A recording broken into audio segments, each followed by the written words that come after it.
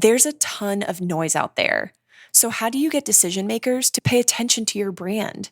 Start a podcast and invite your ideal clients to be guests on your show. Learn more at sweetfishmedia.com. You're listening to B2B Growth, a daily podcast for B2B leaders.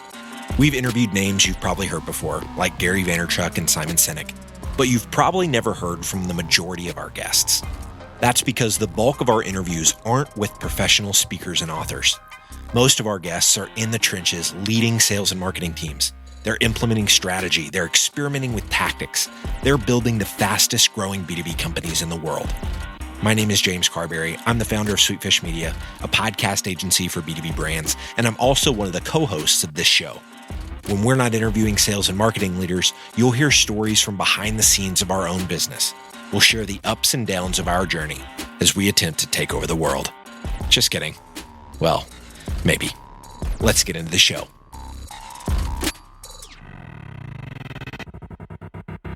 Welcome back to the B2B Growth Show. I am Logan Lyles, Director of Partnerships here at Sweetfish Media. I am joined by James Carberry, the founder of Sweetfish Media. Today, we are here with another behind the curtain episode. We're going to be sharing a little bit about an idea that James has been mulling over on creating functional experts. Before we jump in, James, how you doing today, man? I am fantastic, man. This is a newer idea for me, but we've been fleshing it out a little bit this afternoon and really excited to talk through it with listeners today. Yeah.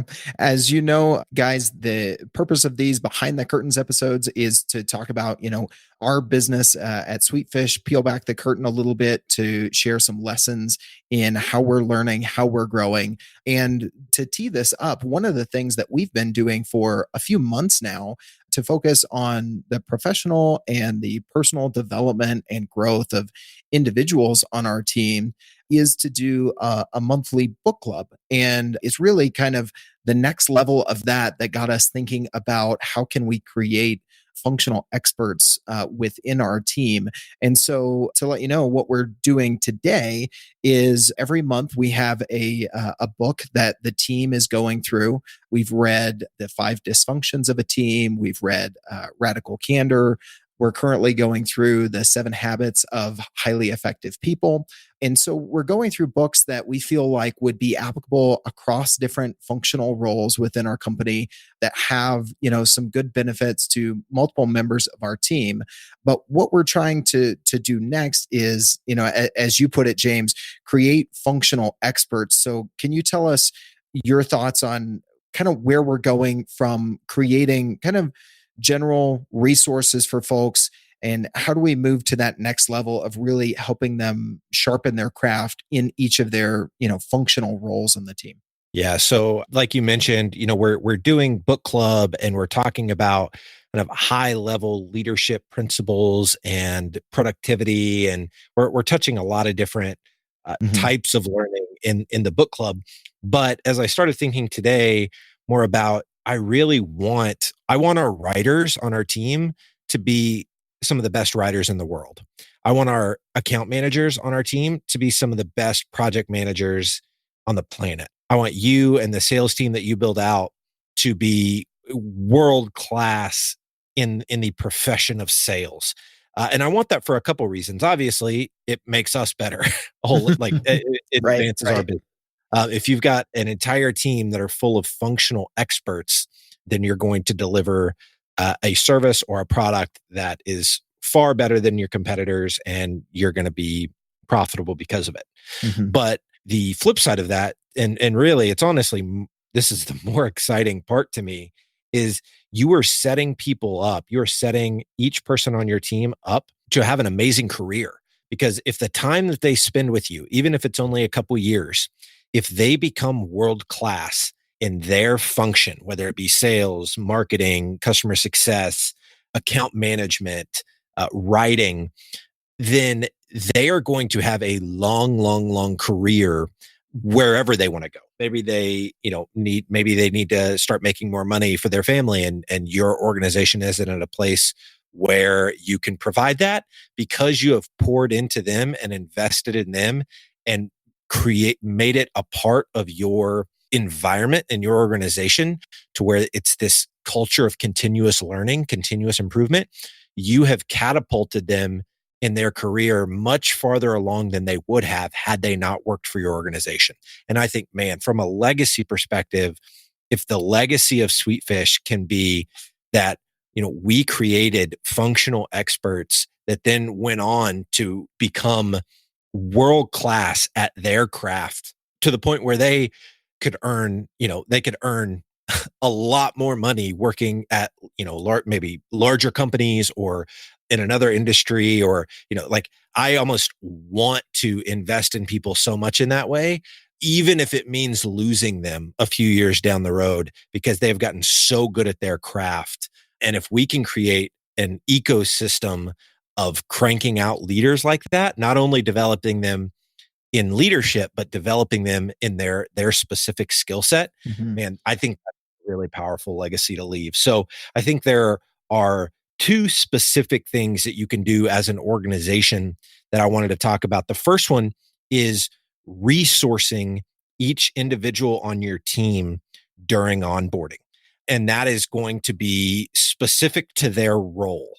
So anyone that we hire, Logan, in sales, you and I, over the next couple months, as we implement this in our team, we're going to be going through and saying, okay, these are the 5 or 10 podcasts that we want every sales hire to be consuming every week. These are a list of top 10 sales books that we want every single person on our team, on the sales team, to read.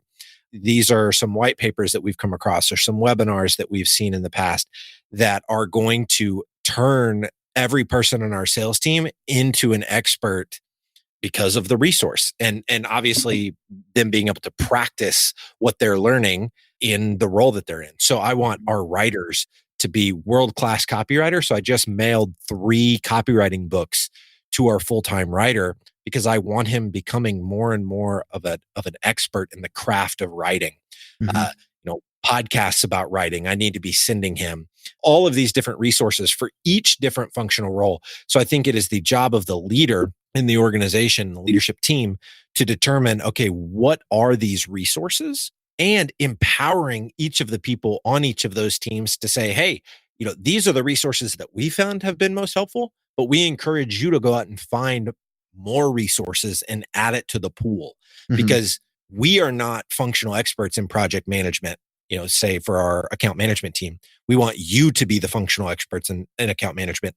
So here are some places to start, but we want you proactively pursuing other resources as well, because it's not like you're going to read these 10 books and then you're done. This is an ongoing process. Right.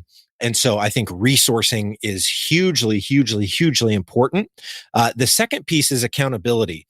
So you and I were talking about a couple different ways. It's one thing to just give people a bunch of books or a bunch of podcasts to listen to. How do you actually follow up and make sure that, not because we don't trust people, but when someone has to teach it, when someone has to teach something that they've learned, they're much more likely to really learn it well.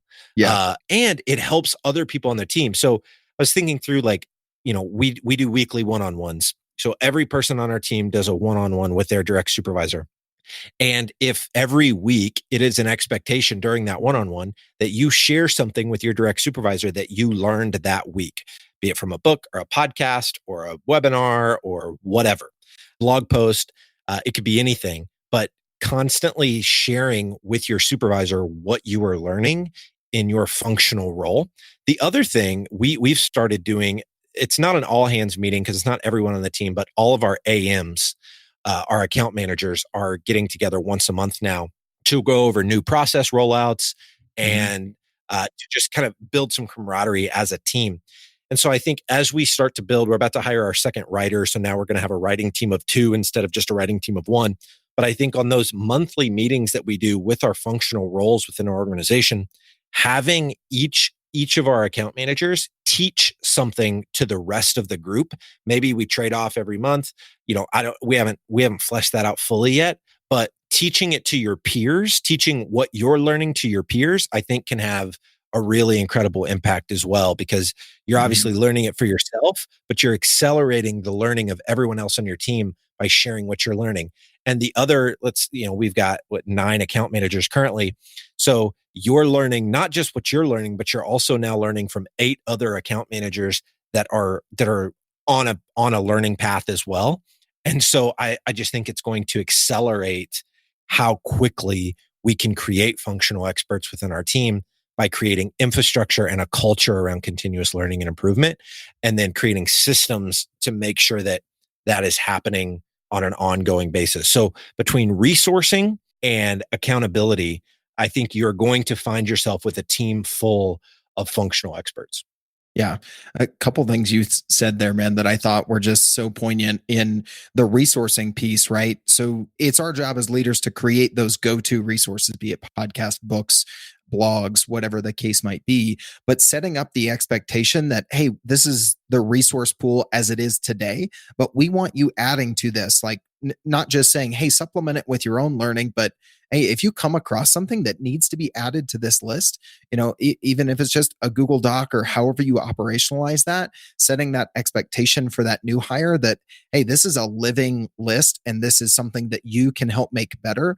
I think setting it up with that framework mentally is a huge help. And then, what you said there on the accountability piece, man, have I learned in going on 10 years of parenthood that the more you have to explain something in detail to another person, especially a small human, the more you realize the gaps in your own knowledge and understanding. My goodness, I couldn't tell you the things that I thought I knew and I thought I understood that I obviously do not understand well enough to explain to someone else, i.e., my 7 or 9-year-old. But the same thing can carry through as you're interacting with peers on the job, right? Like if I have to explain something to you that I read in a book, I mean, we were just talking about it before we hit record on this episode. I was thinking about, another topic for this episode and really thinking, man, I've got to go back and read that because I'm not explaining the piece to you that I remember gaining from that book that I read. And so it forces you to digest and internalize the content that much more when you know that there's going to be that accountability, not just to, hey, report on, hey, I listened to 4 podcasts and 2 chapters of an audiobook, but you're actually going to share and teach others on the team from the knowledge that you gained. It's going to force you to go deeper and to internalize it, and that doesn't necessarily mean that you have to up the time, but finding the way for you most to internalize it. So those were a couple of things I took away from what you were saying there. Love it. Awesome, man. Well, I think this idea is going to really transform our organization. Continuous learning is something that we're super passionate about here. It's one of our core values. And so this is just one small way to operationalize that core value so that it's not just something that's hanging on a wall or sitting in a blog post like what we talked about last week, but this is a living, breathing part of our culture because we have created system and infrastructure around continuous learning, continuous improvement. And so I think this idea of, hey, each person on our team, whatever their role is, we want to make them world class in that function. Because we don't want a team full of generalists. I want our writers to be world-class writers. I want our account managers to be world-class in project management. I want our sales team to be world-class sellers. And when you do that, I just think the opportunity for sustainable growth, it's a no-brainer that it's going to happen if you're, as a leadership team, investing in your team in that way. Yeah, I completely agree. It's one of my favorite, memes, or I've seen it in a sketch or a cartoon online on social before. The CFO says to the CEO, what if we invest in our people and they leave us? And the CEO turns to the CFO and says, what if we don't and they stay? And to me, I'm just so glad that I'm on a team with a founder like you, James, that gets that doesn't have that first mentality of the CFO of, oh no, we can't invest in people too much because then they'll leave us.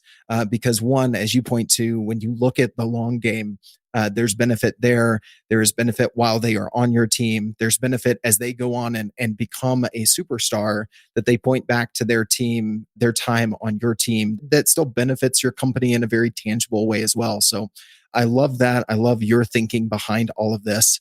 So I hope this was valuable for listeners today.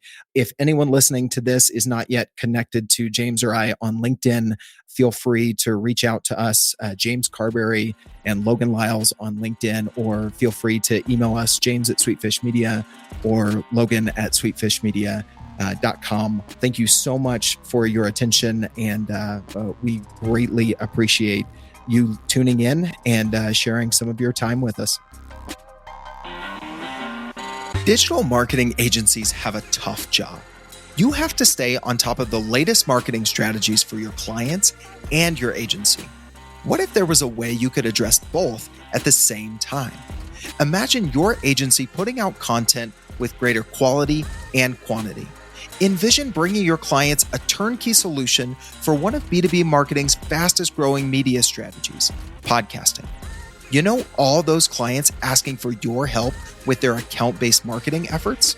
Picture being the first to bring them the idea of content-based networking, showing them the proven strategy for breaking into their most coveted accounts.